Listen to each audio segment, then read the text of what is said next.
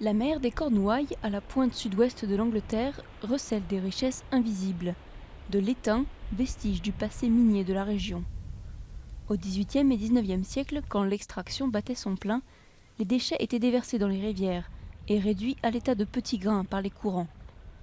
Aujourd'hui, il reste des cheminées de pierre et 22 000 tonnes d'étain que Mike Proudfoot, entrepreneur sud-africain, aimerait récolter.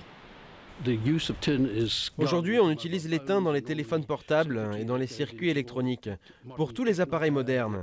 Du coup, la demande est énorme et les prix sont très intéressants.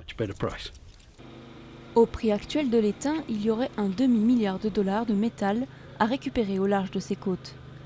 Mike mène actuellement des études sur la viabilité économique du projet et sur son impact environnemental. Mais certains habitants de la région organisent déjà la résistance. En première ligne, les surfeurs.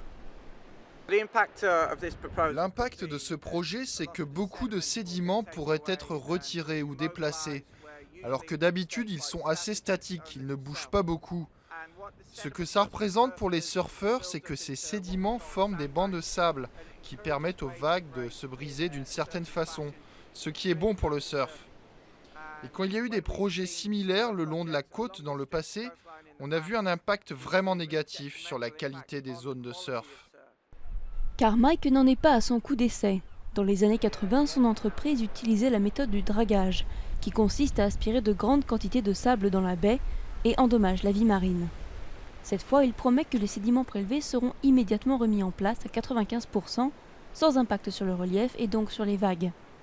Les 5% de résidus filtrés, riches en étain, seraient ensuite traités dans une usine et non en mer. Pas de quoi convaincre ce surfeur et ingénieur des mines. À mon avis, l'entreprise jette peut-être de la poudre aux yeux des gens en disant qu'ils ont une nouvelle méthode. La méthode sera la même, ce sera une variation de la vieille méthode. Le surf fait partie des atouts majeurs des Cornouailles, une région où plus de 60 000 emplois dépendent directement ou indirectement du tourisme. Je comprends les inquiétudes des surfeurs, bien sûr, et des associations pour l'environnement. J'habite ici. J'habite dans cette belle région des Cornouailles depuis longtemps, et j'ai moi-même été surfeur, il y a très longtemps. Nous ne pouvons pas mener à bien cette entreprise, à moins d'avoir répondu à toutes les exigences environnementales, sociales et économiques nécessaires. Si Marine Minerals obtient la licence d'exploitation, l'extraction pourrait commencer en 2015 et durer une dizaine d'années.